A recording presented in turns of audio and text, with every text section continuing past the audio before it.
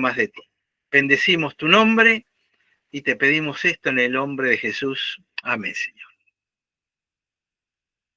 Bueno, ahora sí, vamos a ir a 2 Samuel, capítulo 17. David se había escapado de Jerusalén. Absalón había llegado a Jerusalén y se había apropiado del templo. Se había expuesto frente al pueblo en la terraza con las 10 concubinas de David. Así estaba la situación. Y el capítulo 17 muestra que Absalón tiene que decidir qué va a hacer con David. Pero mientras David esté vivo, realmente es un problema para él, porque nunca va a ser rey absoluto, por más que haya muchos siguiéndolos.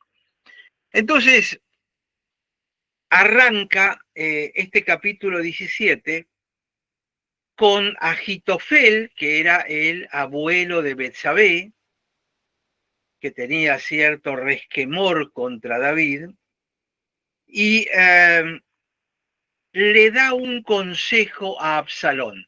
Acuérdense que Agitofel era conocido como un brillante consejero, un hombre muy inteligente, muy capaz y que en general no erraba cuando daba un consejo.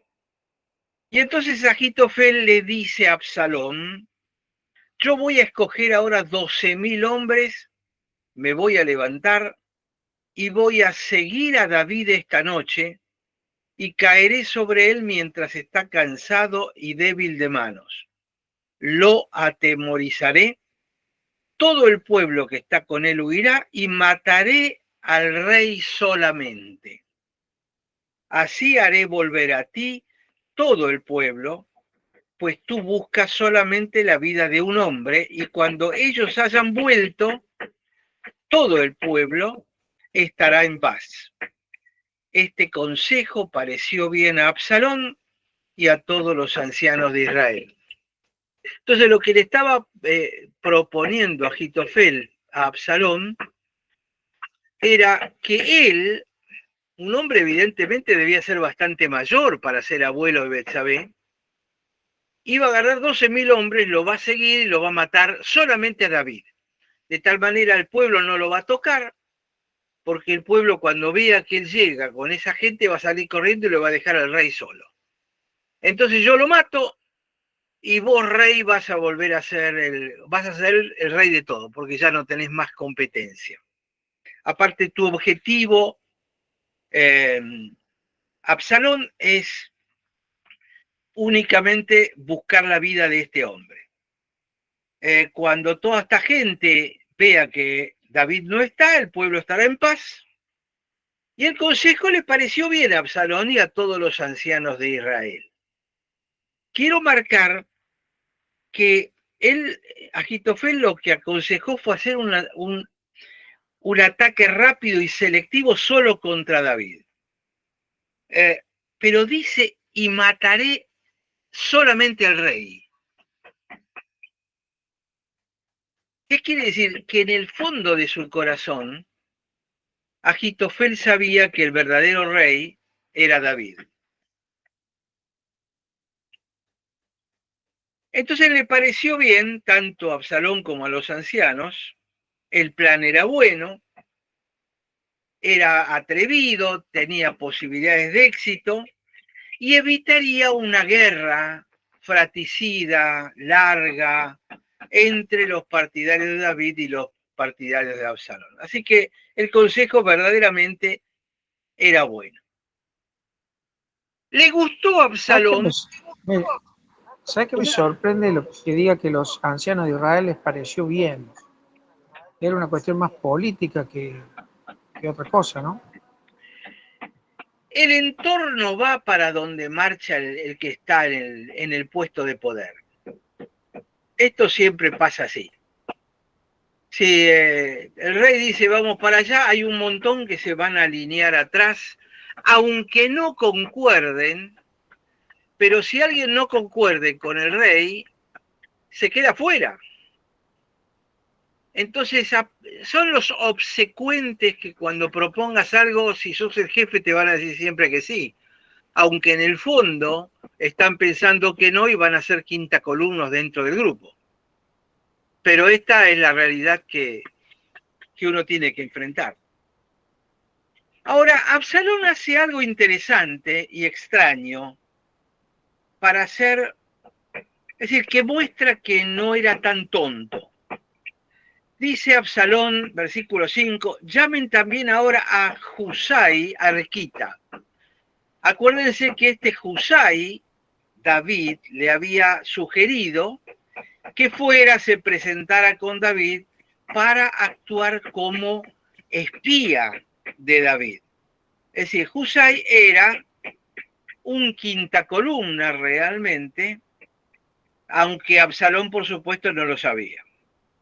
Entonces dice, llamen a este Husai para que asimismo oigamos lo que él dirá. Es decir, llama a otra, una segunda opinión. En medicina se llama, pedamos una segunda opinión. Cuando Husai vino a Absalón, le habló a Absalón diciendo, esto dijo Agitofel. ¿Seguimos su consejo o no? ¿Qué opinas? Entonces Husai le dice a Absalón, el consejo que te ha dado esta vez Agitofel no es bueno. Ojo, Husai ya estaba desde acá poniendo obstáculos y apuntándolo para otro lado. Entonces, lo que te dijo no es bueno. Y añadió Husai, tú sabes que tu padre, es decir, David, y los suyos son hombres valientes y que están con amargura de ánimo, como la osa en el campo cuando le han quitado sus cachorros. Además, tu padre es hombre de guerra, no pasará la noche con el pueblo. He aquí, él estará ahora escondido en alguna cueva o en algún otro lugar. Y si al principio caen todos ustedes, quien quiera que los oiga va a decir, el pueblo que sigue a Absalón ha sido derrotado y aún el hombre valiente, cuyo corazón sea como corazón de león, desmayará por completo, porque todo Israel sabe que tu padre es hombre valiente y los que están con él son esforzados. Es decir, lo que le plantea es, cuando vas a llegar ahí, no lo vas a encontrar, porque son valientes, porque tienen experiencia de guerra, por un montón de razones, y vas a llegar ahí y la gente cuando no lo vea se te va a descorazonar y te va a abandonar a Agitofel. Y el que vas a perder sos vos, Absalón. Entonces, es llamativo que él haya pedido una segunda opinión. Husai fue directamente a la carne y le dice, Agitofel, no, ese no es un buen consejo. En realidad era un buen consejo. Si lo hubiese hecho, David estaba ahí, pero lo que quería Husai era darle tiempo para que él pudiera escaparse. Entonces, Husai sabía que David apenas podía con él mismo, porque estaba muy triste, pero vendió una imagen de David y de sus hombres como peligrosos y muy experimentados, y que era peligroso atacarlos rápidamente. Entonces, el punto es demasiado arriesgado. Entonces acá viene el consejo, versículo 11. Aconsejo pues que todo Israel se junte a ti. Es decir, no a Agitofel con 12.000. Llama a todo Israel junto a ti, no a Agitofel. Observen la diferencia. Desde Dan hasta Beersheba, es decir, sería desde Jujuy hasta Tierra del Fuego. Son los dos extremos de la tierra de Israel. Que se junten en multitud como la arena que está a la orilla del mar y que tú en persona vayas a la batalla. Entonces lo acometeremos, lo atacaremos en cualquier lugar en donde estuviera y caeremos sobre él como cuando el rocío cae sobre la tierra. No vamos a dejar ni uno de él y de todos los que están con él. Y si se refugia en alguna ciudad, todos los de Israel llevarán sogas a aquella ciudad y la arrastraremos hasta el arroyo hasta que no se encuentre allí ni una piedra. Es decir, lo que le vendió es la imagen. Mira, Agitofel junta 12.000 personas, vaya al frente de todo y cuando gane la batalla, el que ganó fue Agitofel. Y vos, Absalón, te vas a quedar mirando cómo la gloria se la lleva Agitofel. Ahora, esto te va a llevar un poco más de tiempo, pero juntá todo el mundo, armá un gran ejército y cáiganle de repente, y cuando lo venzas y lo derrotes y no quede nada alrededor, la victoria va a ser tuya. Y toda la gente dirá, Absalón, Absalón, qué grande sos. Entonces, el plan de Agitofel es, Agitofel dirige la batalla. El plan de Husay es, Absalón dirige la batalla. Es decir, que Husay tuvo la viveza de darse cuenta de la soberbia de Absalón. Apeló al orgullo, a la vanagloria, es decir, cuando ganes vas a ser el rey. Nadie te va a robar parte del éxito. Y este fue el argumento de venta. A Absalón le gustó por eso. Porque el otro fue muy hábil de mostrarle que él se iba, con Agitofel se iba a llevar solo una parte de la gloria. Entonces, versículo 14, Absalón y todos los de Israel dijeron, el consejo de Husay es mejor que el consejo de Agitofel. Es decir, los soberbios se rodean de chupamedias. Y los chupamedias escucharon lo mismo que Absalón. La gloria tiene que ser toda tuya. Pero ¿por qué ocurre esto? Porque hasta acá lo estamos viendo como una cosa de hombre. Pero la Biblia nos dice, porque Jehová había ordenado que el acertado consejo de Agitofel se frustrara para que Jehová hiciere venir el mal sobre Absalón.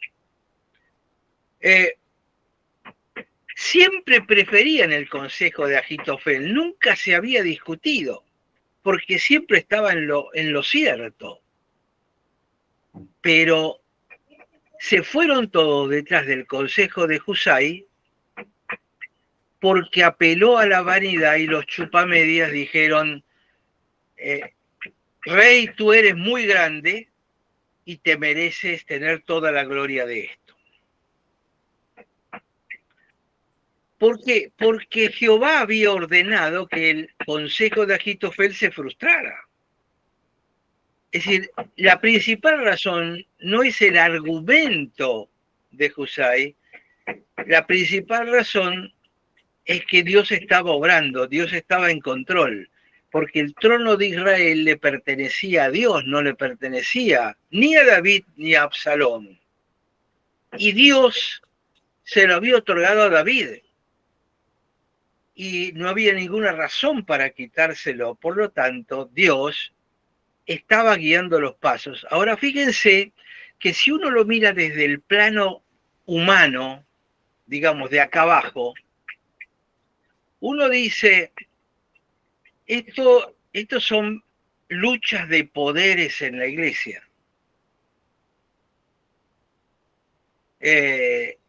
Y en realidad lo que la Biblia está enseñando es, la lucha de poderes parece ser cierta, pero el que está en control de la cosa es Dios, en definitiva.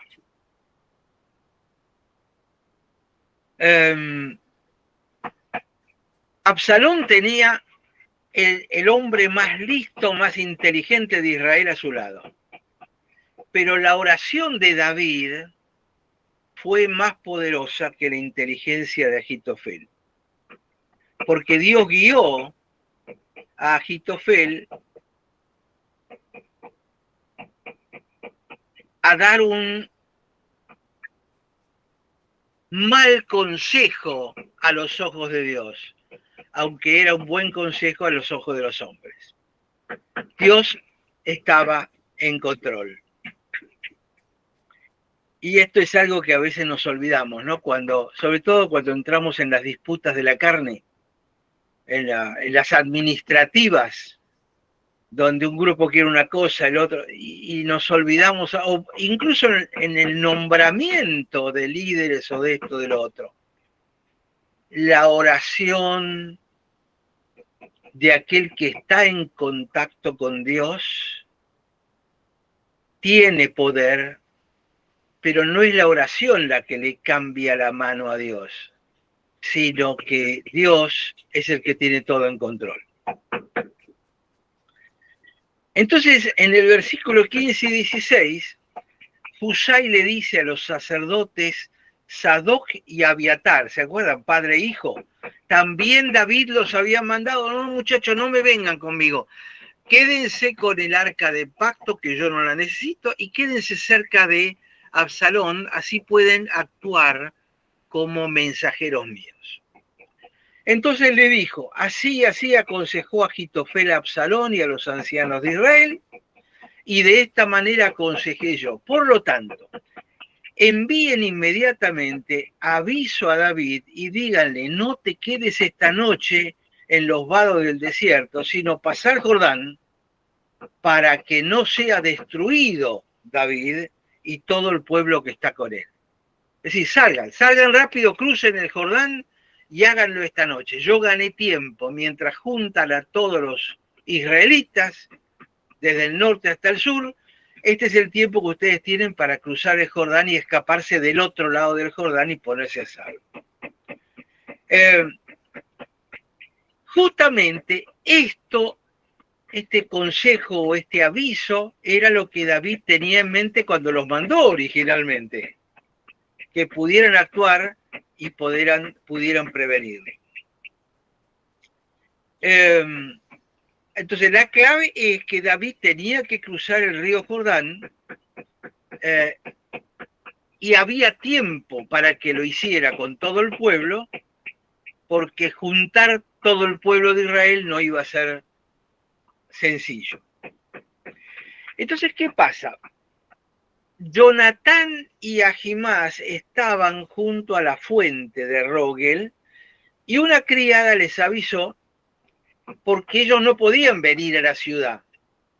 Entonces ellos fueron y se lo hicieron saber al rey David. Es decir, Ahimás, que es el hijo de Sadoc, y Jonatán estaban en un punto intermedio. Entonces Ahimás va y le avisan a una criada porque ellos no podían venir a la ciudad. Ellos fueron y se lo hicieron saber al rey David.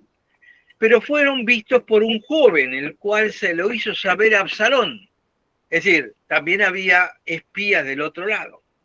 Sin embargo, los dos se dieron prisa a caminar y llegaron a casa de un hombre en Bejurim que tenía en su patio un pozo, dentro del cual se metieron, y la mujer, tomando una manta, la extendió sobre la boca del pozo, tendió sobre ella el grano trillado, y nada se supo del asunto. Llegando entonces los criados de Absalón a la casa de la mujer, le dijeron, ¿dónde están Ahimás y Jonatán? Y la mujer les dice, ya han pasado el vado de las aguas, se fueron. Y como ellos los buscaron y no los hallaron, se volvieron a Jerusalén. Y después que se hubiesen ido, aquellos salieron del pozo, se fueron, le dieron aviso a David, diciéndole, levántate, date prisa a pasar las aguas, porque Agitofel ha dado tal consejo contra ustedes. Entonces David se levantó, todo el pueblo con él estaba, pasaron el Jordán antes que amaneciese, ni siquiera faltó uno que no pasase el Jordán. Es decir, habían tenido todo el tiempo necesario para poder escapar.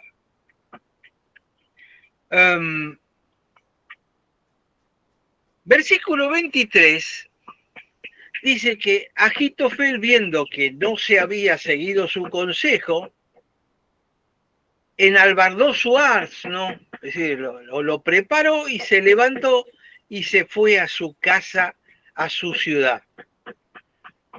Medio deprimido porque por primera vez en su vida le habían rechazado un consejo, había perdido poder, había otro que había tenido más poder, pero sobre todo entendiendo que lo que había propuesto Husai iba a terminar en derrota de Absalón, y por lo tanto no tenía sentido quedarse al lado de Absalón, porque cuando caiga Absalón, cae él en la volteada, porque seguramente David lo iba a saber. Es decir, Agitofel se dio cuenta de que no tenía salida, que había perdido todo el poder que tenía cuando le rechazaron su consejo, porque se dio cuenta de lo que iba a pasar. Entonces, después de poner, y dice, se fue a la casa de su ciudad, y después de poner su casa en orden, se ahorcó y así murió.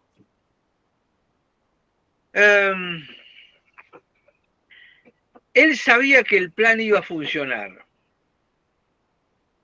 Ahora, el hombre se ahorca. Primero dice, se puso su casa en orden. Es decir, no fue simplemente y se ahorcó y bueno, que se arreglen, sino que arregló todas las cosas que tenía que arreglar alrededor. Fue una decisión bien pensada y se ahorcó porque sabía que no tenía salida. Y así murió y fue sepultado en el sepulcro de su padre. Entonces, uno se plantea, bueno, acá hay otro ejemplo más bíblico de alguien que se suicida. Cuando Éxodo 20 había dicho, no matarás, ni siquiera tu propia muerte, ¿no? Y acá hay un punto simplemente de reflexión que les tiro.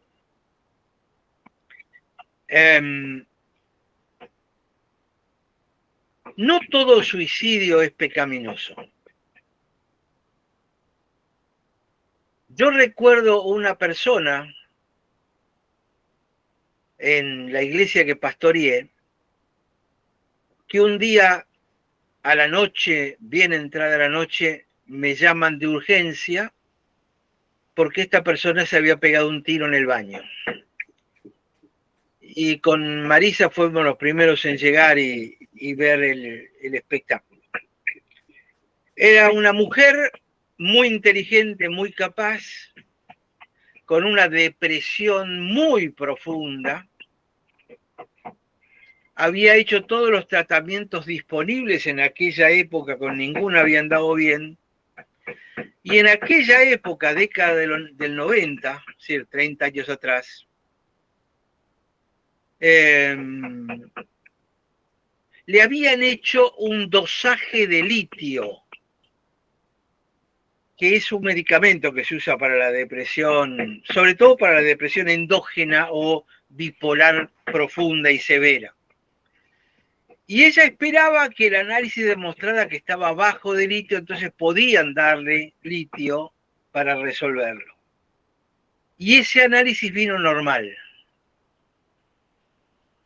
Esta persona era médica, así que sabía de qué se trataba.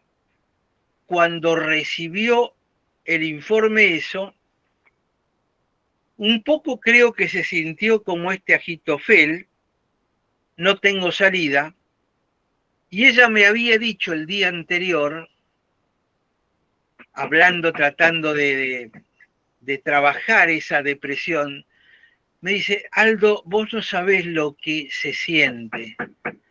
Dice, es un dolor profundo, desgarrante, que no termina y que quema por dentro y es absolutamente imposible de poder soportar. La descripción que me dio fue probablemente la descripción más severa, más horrenda que yo he escuchado en 54 años de medicina.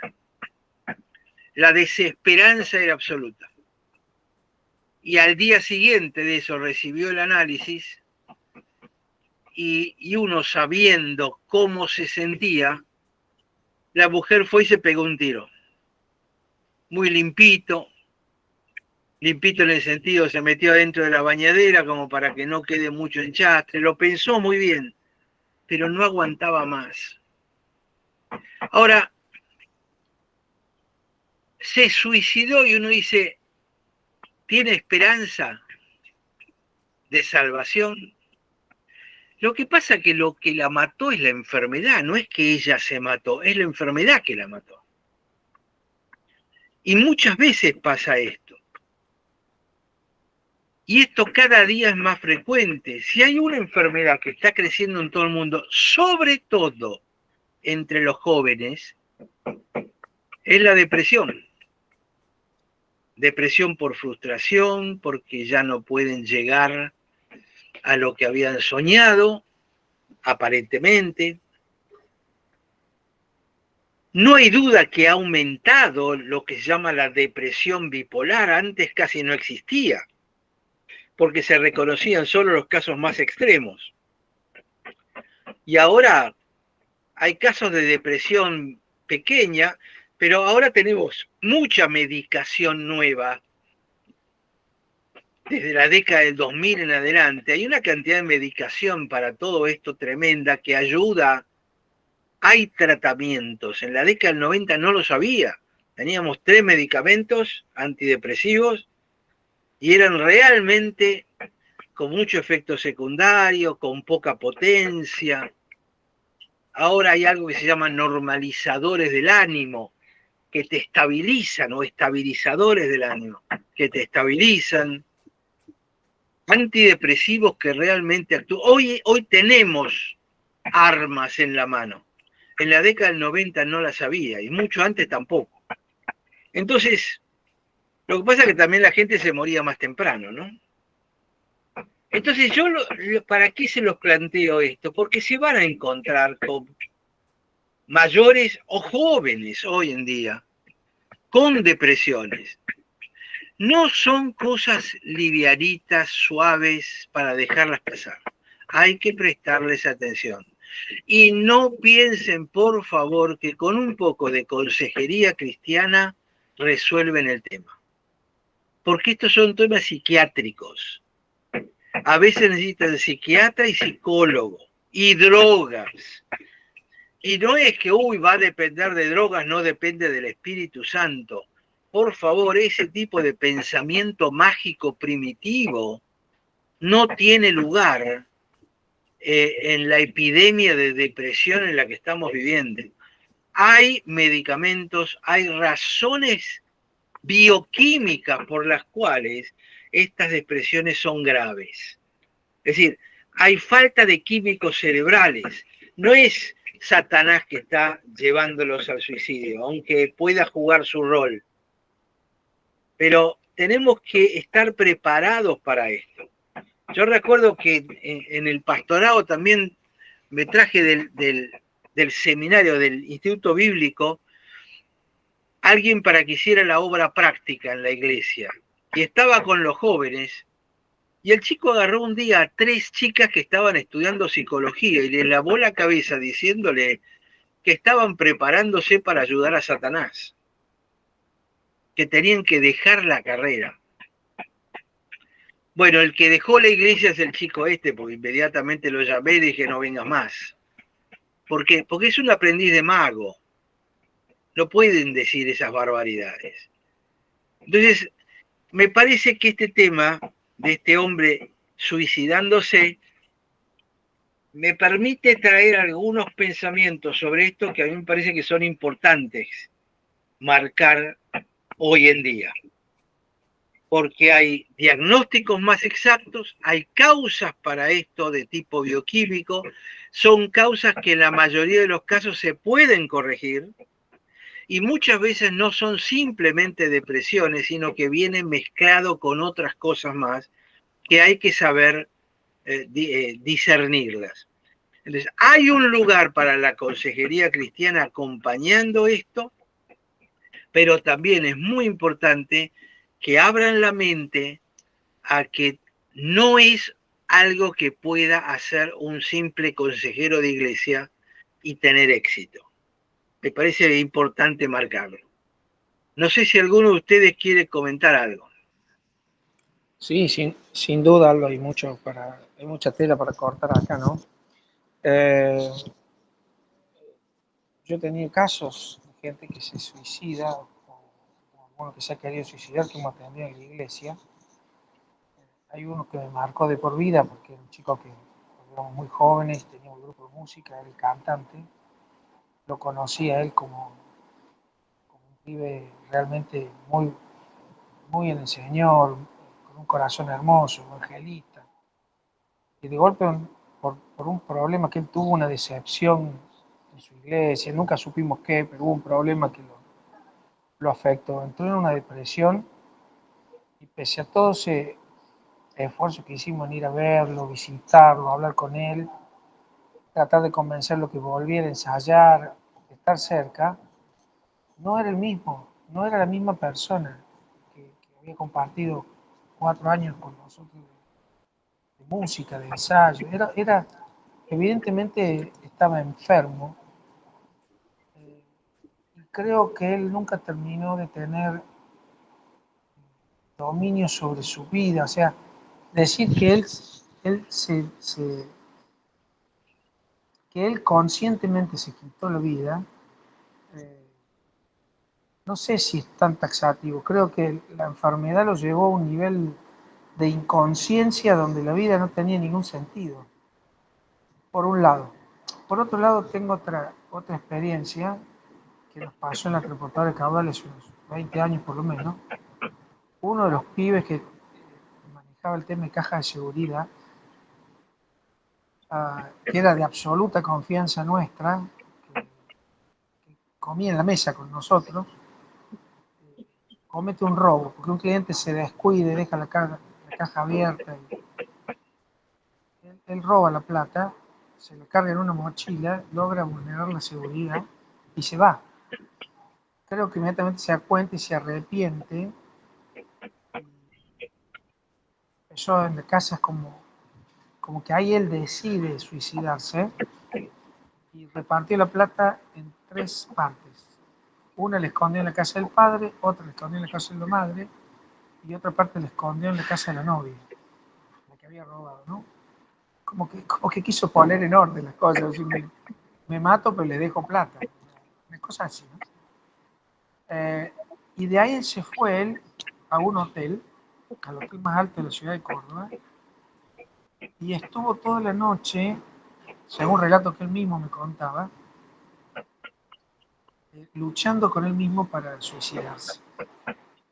Y él cuenta y relata diálogos que tenía con alguien, con no sabía quién, evidentemente una cuestión muy espiritual, donde él escuchaba voces, toda esa noche escuchaba voces que le decían, mirá lo que hiciste y ahora tenés miedo de matarte. Y la presión de esas voces era impulsándolo al suicidio. Finalmente, él, por agotamiento, por el estrés que tenía, se queda dormido y al otro día cuando se despierta lo encuentran los familiares y bueno, al otro día se junta con nosotros, devuelve la plata. Hay toda una historia, pero nunca me dejó de sorprender lo que habían sido esas horas, él en el piso 13 de un hotel, eh, parado en la barandilla del hotel a punto de tirarse, luchando contra voces. Y él lo relata como algo, no puedo decir inconsciente, porque él me decía, yo escuchaba voces que me decían cosas. Evidentemente en una situación espiritual que también existe, sin entrar al misticismo que con una oración esto se cura, ¿no? Yo te entendí bien lo que dije. Pero creo que hay un cargo de conciencia, una lucha y una espiritualidad que no es tan sencilla de ver, entender y saber cómo resolverlo, ¿no?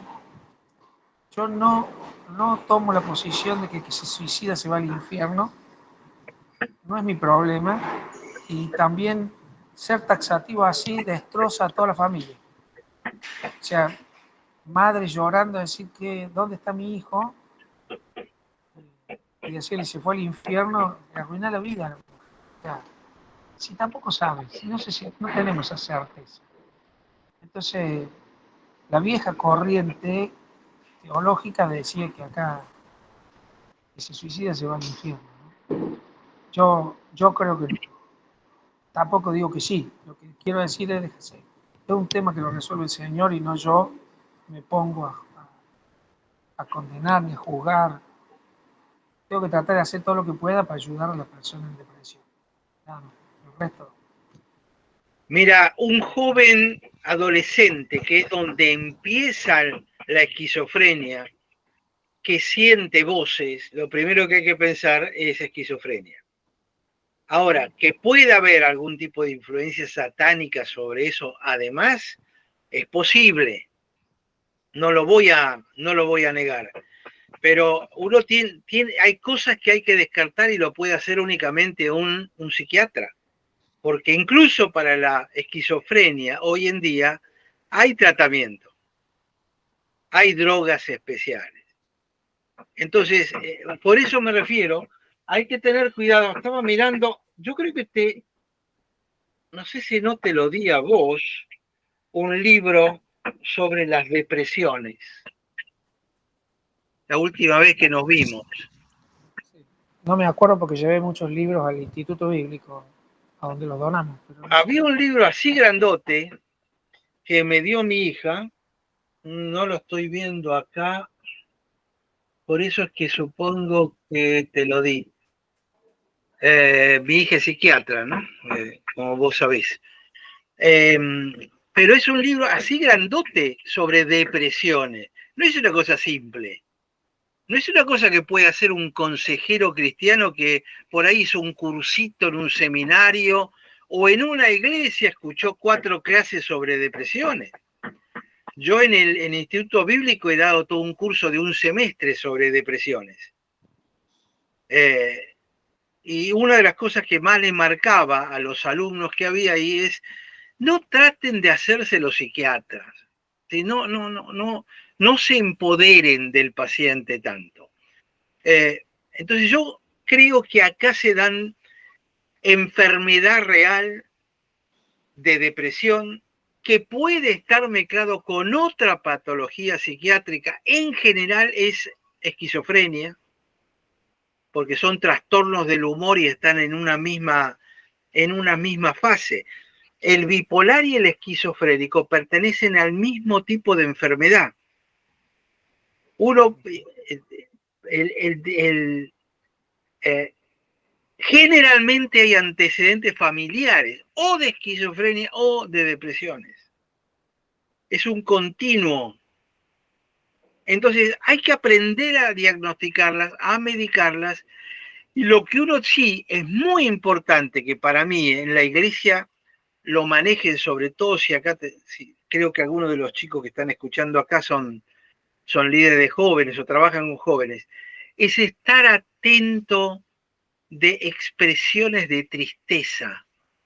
Cuidado con el joven que lo vean triste, que lo vean preocupado, que lo vean ido, que cambia su forma de ser. No es solo que por ahí tomó drogas, por ahí se metió en drogas o en alcohol para escaparse de la depresión, que puede ser la enfermedad de fondo. Entonces, lo más importante para mí como iglesia es estar atento a pequeños síntomas de tristeza. Pero hay que buscarlos, porque si no a veces no lo detectas y cuando te das cuenta se suicidó. Del suicidio no se habla en el mundo. Fíjense que hay muy pocos artículos en los diarios de suicidio. Por una sencilla razón: cuando aparecen artículos de suicidio en los diarios aumentan el número de suicidios. Porque el joven que estaba en la duda lee y se decide: ah, yo también. Entonces no se habla de suicidio. Pero en una iglesia con líderes que trabajan, hay que hablar de eso para detectarlos, para que aprendan. Y yo les sugeriría, si pueden conseguir un psicólogo, un psiquiatra cristiano, invitarlo para dar una charla a los líderes. ¿Cómo reconozco las depresiones? ¿Qué síntomas de alerta puedo tener? En el caso de este hombre que estamos viendo de Agitofel, el tipo se dio cuenta que no tenía futuro. ¿Por qué? Porque David se iba a enterar de que él había dado ese consejo, donde Agitofel dijo: yo lo voy a matar a David. Dijo: Absalón va a ser destruido, va a ganar David, David va a volver a ser rey y me va a perseguir por todo Israel. y me va a seguir hasta Egipto y me va a matar. Entonces no tiene sentido. Perdí todo el poder, perdí a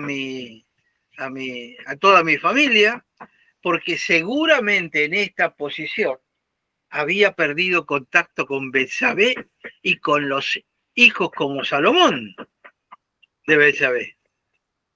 Porque era el abuelo tratando de matar al papá de sus nietos. Entonces, en él se entiende que haya hecho una cosa así. Esto no era depresión, esto es darse cuenta de que no tenía futuro, ¿no? Pero me parece atinado por ahí marcar este punto en este capítulo. Aldo, vos dijiste algo como gente sin futuro, en este caso usándolo Agitofel. Al ver que no tiene futuro, también puede desatar esa tristeza, estos síntomas. Sí. Pero fíjate también con el tema de consumo de drogas y con el tema de violencia y con el tema de delincuencia, los que roban y todo, tienen una especie de momento de, no sé si llamarle tristeza o violencia o desesperación, donde no le importa nada. Son Más los suicidas efectos lentos. Claro, Son es un suicidas síntoma muy lentos. parecido. Es un tipo que a lo mejor no se va a suicidar él, pero que sale dispuesto a que si lo matan no le importa, no pasa nada. Lo está Y son síntomas buscando. parecidos. Lo está buscando. Lo que pasa es que lo busca a largo plazo, porque no tiene el coraje de pegarse el tiro o de tirarse abajo de un tren. Puede ser. Entonces, porque todo el mundo sabe hoy que si tomas mucho alcohol, tarde o temprano te vas a morir de alcoholismo. Si tomas mucha droga, en cualquier momento te pasás y es una sobredosis. Si salís a robar y en cualquier momento te encontrás con que te pegan un tiro a vos. Entonces, sabiendo que ese es el final, por eso a veces me parece ridículo esta nueva doctrina de que no reconocer que cuando vos salís a robar, por ejemplo, y estás en tu ley, es lo que estás buscando, lo encontraste, era lo que buscabas. No, pobrecito, que esto, lo otro. Se estaba buscando suicidarse. Entonces hay suicidios largos, suicidios cortos. Hay algunos que tienen el coraje de irse a Suiza, meterse en esa cápsula de la muerte y ellos apretan un botón y aparece un gas con el cual se suicidan. La eutanasia, suicidio asistido. Hay 2 o 3 países donde esto es legal, ¿no? Holanda, Dinamarca, Suiza. Y hay una gran discusión en otros lados. Pero hay que tener un cierto coraje para hacerlo así. Pero hay otros que prefieren atontarse. Y yo creo que sobre todo el drogo lo que busca es atontarse porque está triste, porque está frustrado. Una persona que no está frustrada, que tiene objetivos y que va para adelante, no toma drogas. El alcohol anestesia el alma. La droga lo mismo. La marihuana hace eso. Te anestesia las sensaciones. ¿Por qué? Porque el dolor interno es demasiado grande. Y quizá la palabra para recordar es dolor interno. Desgarramiento interno, profundo.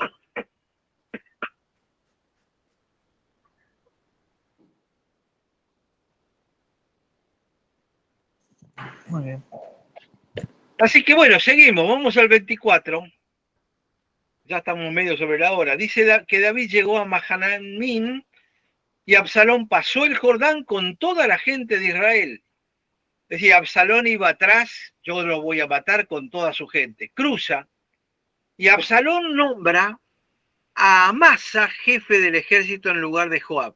Joab era el capitán tradicional de David. Entonces, Absalón, y lo dice a continuación, dice, Amasa era hijo de un varón de Israel llamado Itra, el cual se había llegado a Abigail, hija de Najas, hermana de Sarbia, madre de Joab. Es decir, que eran primos. Nombra a un primo como capitán. Pero este primo, Amasa, no tenía la experiencia de Joab en guerra. Era un principiante. Y acampó Israel, dice, con Absalón en tierra de Galaad. Galaad está del otro lado del Jordán, lo que hoy es Jordania. Ahora, la cabeza del ejército de Absalón, ¿quién era? Absalón. Él va adelante.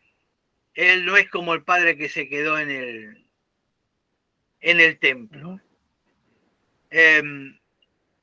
27 dice, luego que David llegó a Mahanaim, Sobi, hijo de Nahás, de Rabá de los hijos de Amón, Maquir, hijo de Amiel, de Lodebar, y Barzilai, Galaíta de Rogelim, trajeron a David y al pueblo que estaba con él camas, tazas, vasijas de barro, trigo, cebada, harina, grano, haba, lenteja, garbanzo, tostados, piel, manteca, ovejas y queso de vaca para que comiesen, porque decían, el pueblo está hambriento y cansado y sediento en el desierto.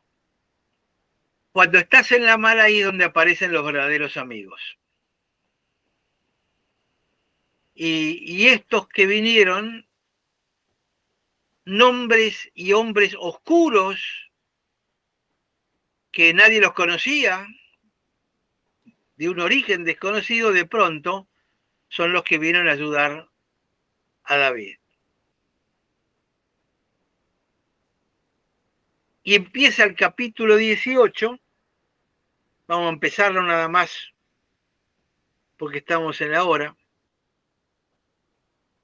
En 18:1 dice, David pasó revista al pueblo que tenía consigo, puso sobre ellos jefe de millares, jefe de centenas. ¿Ve? Del otro lado no se describe nada de esto. Fueron todos como un masacote. Pensó que solamente acumulando gente era suficiente, Absalón. Y envió David al pueblo una tercera parte bajo el mando de Joab, el más experimentado. Una tercera parte bajo el mando de Abisaí, hijo de Sarbia, hermano de Joab. Es decir, era un sobrino de él, un sobrino de Joab, pero se había formado al lado de Sarbia y de Joab. Y una tercera parte al mando de Itaí Geteo. Geteo significa que era de la ciudad de Gat.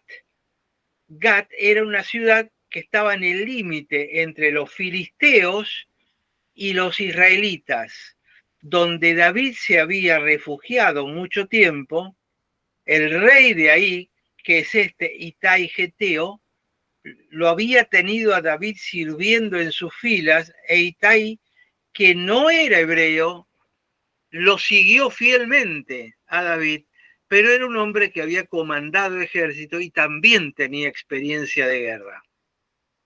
Y es un no hebreo que va a sostener y apoyar lealmente a David. Y entonces le dice el rey al pueblo, yo también saldré con ustedes. Pero el pueblo le dice, no, no saldrás. Porque si nosotros huimos, no van a preocuparse por nosotros. Y aunque la mitad de nosotros muera, no van a hacer caso de nosotros. Pero tú vales como 10.000 de nosotros. Es mejor que te quedes en la ciudad. Entonces el rey le dice, yo voy a hacer lo que a ustedes les parezca. Y se puso el rey a la entrada de la puerta, mientras salía todo el pueblo de 100 en 100 y de 1000 a 1000. David no quiso que le pasara lo mismo que cuando Usías estaba luchando en el frente. Él se quedó en el templo y eso generó que conociera a Betsabé y todo el lío que vino después. Esta vez él estaba dispuesto a salir. Y es el pueblo el que le dice, no, no, no, no, no, al que están buscando es a vos. Y si vos desapareces, nosotros vamos a quedar mal parados y sin protección. Entonces, David no quería repetir el error, y cuando dice yo voy a hacer como ustedes me digan, él no renunció al liderazgo, porque él puso capitanes, los armó, diseñó toda la pelea, sino que practicó un buen liderazgo. El buen liderazgo no es necesariamente estar al frente. El liderazgo bueno es planificar, preparar a la gente, elegir a los mejores y enviarlos a que hagan el trabajo. Muchas veces pensamos que el buen liderazgo es ponerse al frente siempre, y esto no es así. Entonces, se abre la entrada y fue saliendo, y la gente le era leal a David, todos los que salieron, que le dijeron, no te preocupes por nosotros, acá lo importante eres tú. Y a mí me parece que eso es una señal de lealtad tremenda como para poder aprender, ¿no? Bueno, estamos en la hora, no sé si quieren agregar algo más.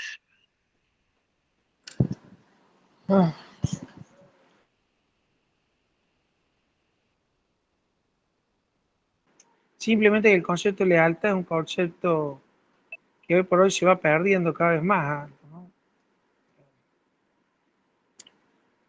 Ya casi que no se usa, o no está en la moral siquiera la lealtad.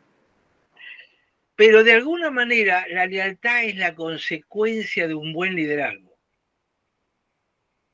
Cuando la Sano. gente, claro, cuando la gente ve que su líder es un tipo sano, que no se aprovecha, que no se abusa, que tiene errores como tenía David, pero que tiene un corazón blando cuando aparece el profeta Natán, y la gente empieza a mirarte y a decir, este es un ejemplo que puedo seguir, y la gente está dispuesta a dar su vida por él, que es lo que le pasó a David. Ahora, es una mirada totalmente diferente. Absalón también se sentía líder, y un montón de pueblo vino con él, pero vino sin convicción, va a luchar sin convicción, es simplemente viene porque le dijeron que tiene que venir. Es como cuando las iglesias hacían las viejas campañas de evangelización y le decía, tienen que venir todos el sábado a las 8 de la mañana, y venían un montón a las 8 de la mañana, pero por obligación, no por convicción. La lealtad es algo que se tiene que ganar, con conducta, con honestidad, con justicia y sin afán egoísta por parte del líder. Y fíjense que David dice, mi hijo quiere mi puesto, bueno, ahí se lo dejo. Y él se va, no pelea por él, no lucha por él. Porque no hay que luchar por el puesto, porque el puesto depende de Dios. Hay que dejar que la gente decida de acuerdo a la sabiduría de Dios, ¿no?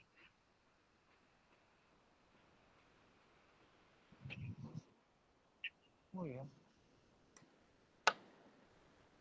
Aldo, Sí, señora. ahí, sí, ahí estaban, David quedaba en la puerta de qué ciudad, o ya había regresado a Jerusalén. No, Esa no, es mi no, pregunta. no, estaba del otro lado del Jordán, en una Sí. ciudad del otro lado del Jordán. Ujú. No, Eh, me pongo a pensar por ahí en los pastores grandes cuando se hacen a un costado, que muchos se quedan como en la puerta saludando a la gente, despidiéndola, y digo que la gente valora mucho eso también, porque es como claro, que es muy sano el que esté en contacto con la gente, que se vean disponibles, ¿no? vos Linda sabés la que imagen. nosotros teníamos nuestro templo al fondo del terreno, y adelante del terreno era todo un jardín enorme, con el edificio educacional, pero era un jardín. Entonces, cuando terminaba el culto, la gente salía a ese jardín y ahí hablaban, charlaban, tomaban café, era un tiempo de tranquilidad.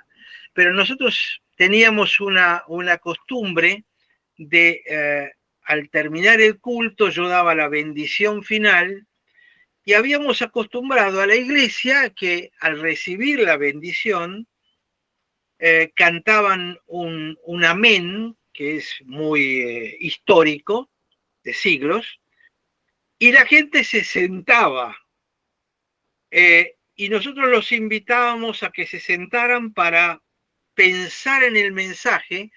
Lo último que tiene que quedarles en la cabeza es el mensaje, no los anuncios.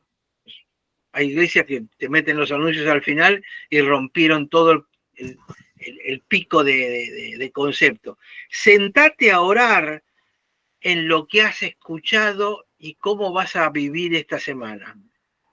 30 segundos, un minuto, pero cuando la gente se sentaba, ahí era donde yo salía y me iba a la puerta de todo.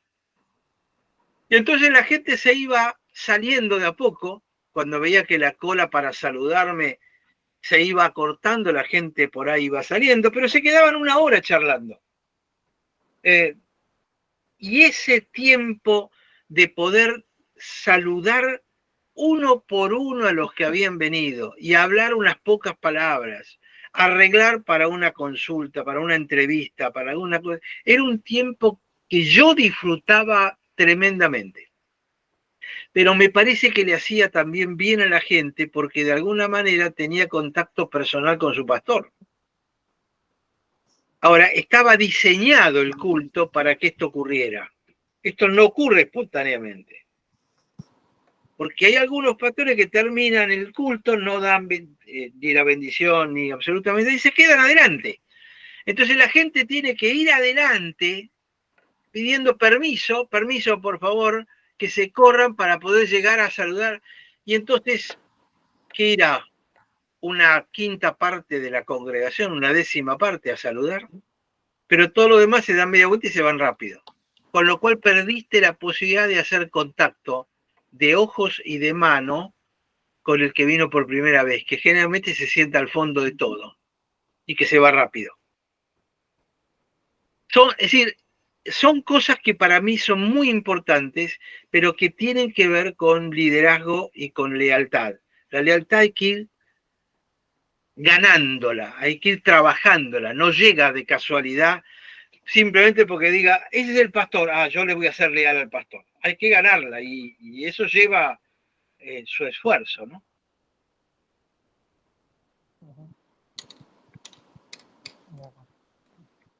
Bueno, Aldo. Bueno, gente. Acá.